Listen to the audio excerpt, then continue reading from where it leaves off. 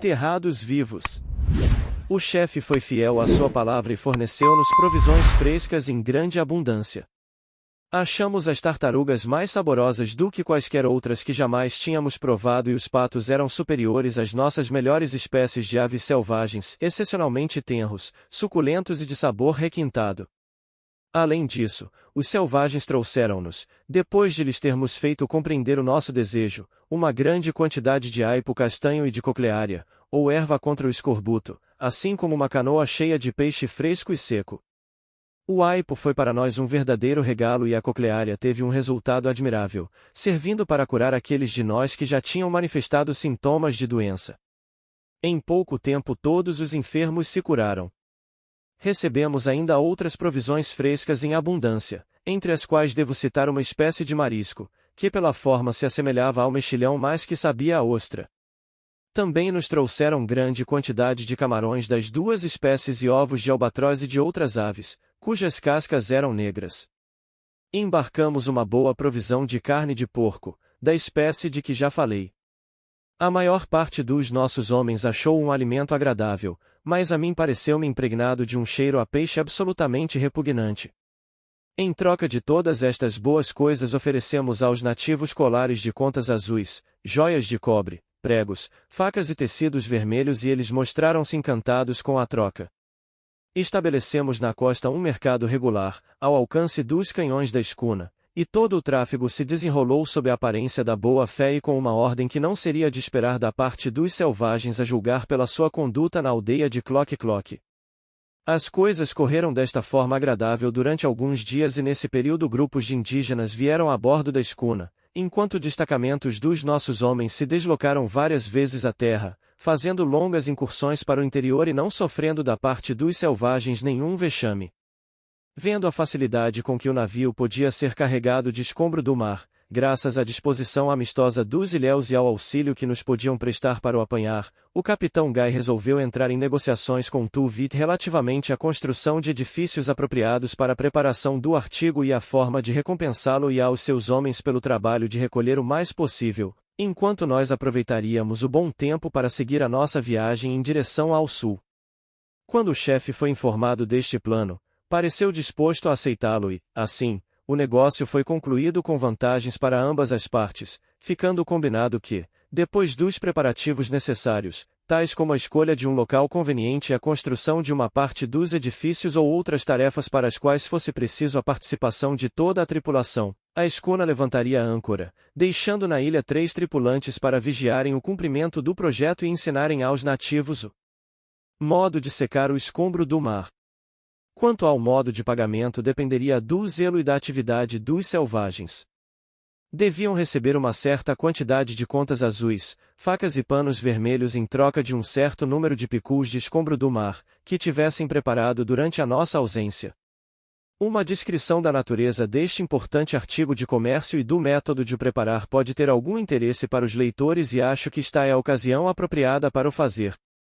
O relato que se segue, relativo à substância em questão, foi tirado de uma narrativa recente de uma viagem aos mares do sul, e este molusco dos mares do sul que comercialmente é conhecido pelo nome francês de bouche de mer, manjar extraído do mar, é aquele a que, se não estou em erro, Cuvier chama Gasteropeda pulmonifera.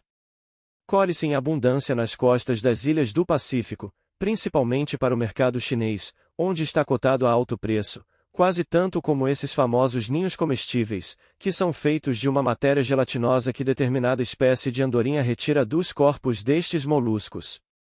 Não possuem nem concha, nem patas, nem qualquer membro saliente, exceto um órgão de absorção e outro de excreção, situados em partes opostas, mas, graças aos seus anéis, elásticos como os das lagartas e dos vermes, arrastam-se para os recifes pouco profundos onde, quando a maré está baixa, são apanhados por uma espécie de andorinha, cujo bico agudo lhes penetra o corpo mole retirando uma substância gomosa e filamentosa que lhes serve, quando seca, para solidificar as paredes do ninho.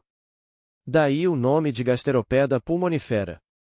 Estes moluscos têm uma forma oblonga e as suas dimensões variam entre 3 e 18 polegadas de comprimento, vi alguns que atingiam os 2 pés.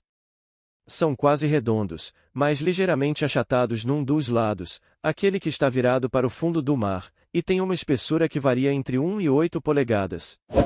Arrastam-se pelos recifes pouco fundos em certas épocas do ano, provavelmente para se reproduzirem, pois são vistos muitas vezes aos pares.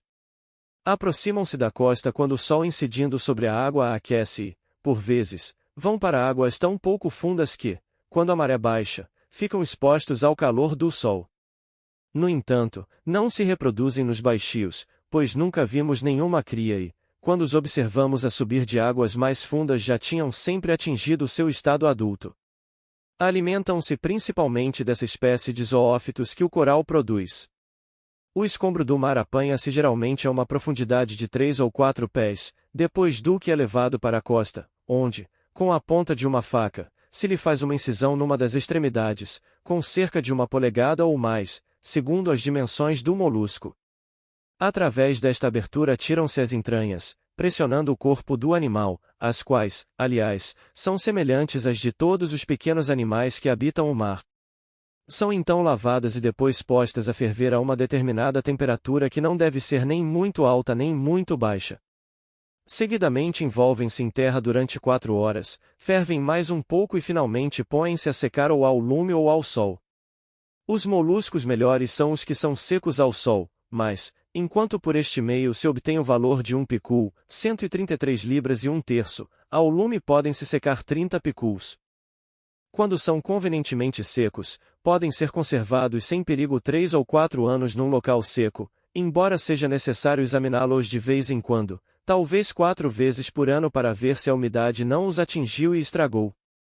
Os chineses, como já disse, consideram o escombro do mar um dos mais deliciosos manjares, atribuindo-lhes os mais altos poderes alimentícios e fortificantes, além de o acharem apropriado para rejuvenescer um temperamento esgotado pelas volúpias desregradas. O molusco de primeira qualidade está altamente cotado em Cantão, onde se vende a $90 o picul, o de segunda qualidade a $75, o de terceira a $50, o de quarta a $30, o de quinta a $20, o de sexta a $12, o de sétima a $8 e o de oitava a $4. No entanto, acontece que por vezes os pequenos carregamentos conseguem preços mais elevados nos mercados de Manila, Singapura e Batávia. Estabelecido o acordo, desembarcamos imediatamente tudo o que era necessário para começar as construções e desbravar terreno. Escolhemos um amplo terreno plano, perto da costa e da baía, onde existia em abundância água e madeira, e a uma distância conveniente dos principais recifes onde se podia procurar o escombro do mar. Pusemos todos mãos à obra com grande afinco e em breve, para grande surpresa dos selvagens, tínhamos abatido um número de árvores suficiente para os nossos desígnios, as quais aparelhamos e fixamos para armar as construções. Ao fim de 2 ou 3 dias os trabalhos estavam tão adiantados, que os podíamos entregar descansados aos 3 homens que deviam ficar em terra. Eram eles John Carson, Alfred Harris e Peterson, todos de Londres, segundo julgo, que aliás se ofereceram para este serviço. No fim do mês tínhamos tudo preparado para partir. No entanto, tínhamos combinado fazer uma visita solene de despedida à aldeia, e Tuvit insistiu tanto na necessidade de cumprirmos esta promessa, que julgamos conveniente não ofender com uma recusa definitiva.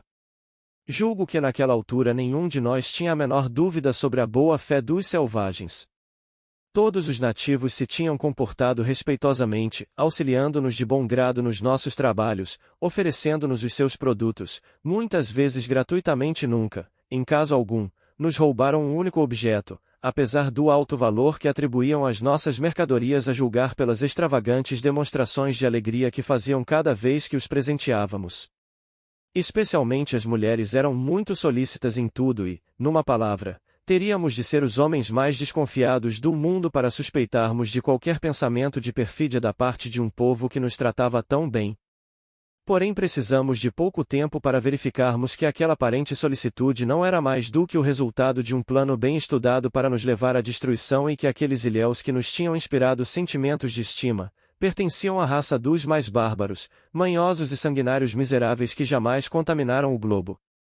Foi no dia 1 de fevereiro que fomos à terra para visitar a aldeia. Embora, repito, não tivéssemos a menor suspeita, não negligenciamos nenhuma medida de precaução. 6 homens permaneceram a bordo da escuna, com ordem de não deixarem aproximar nenhum selvagem durante a nossa ausência, sob que pretexto fosse, e de estarem sempre na coberta. Recolheram-se as redes de filerete, carregaram-se os canhões com uma carga dupla de balas e metralha e as roqueiras foram carregadas com as caixas de balas de espingarda.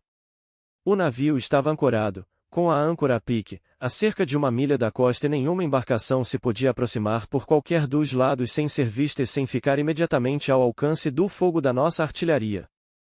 Excluindo os 6 homens que tinham ficado a bordo, o nosso grupo era constituído por 32 indivíduos, todos armados até aos dentes com espingardas, pistolas e punhais, além de cada homem levar a sua faca de marinheiro, um pouco semelhante à faca de mato, hoje tão popularizada em todas as nossas regiões do sul e do oeste. 100 de guerreiros, envergando peles negras, foram ao nosso encontro para nos conduzirem.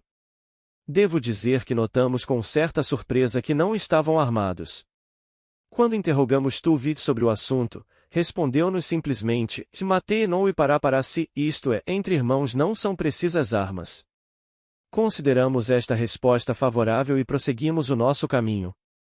Tínhamos já passado a nascente o regato de que falei anteriormente e penetrávamos numa estreita garganta através de colinas de pedra, no meio das quais estava situada a aldeia. A garganta era rochosa e muito desigual, a ponto de, por ocasião da nossa primeira incursão com Tuvit, a termos passado com extrema dificuldade. A ravina devia ter 1 milha ou mais de comprimento. Serpenteava em 1000 sinuosidades através das colinas, em épocas recuadas devia ter sido o leito de uma torrente, e nunca continuava mais de 20 jardas sem fazer uma curva brusca.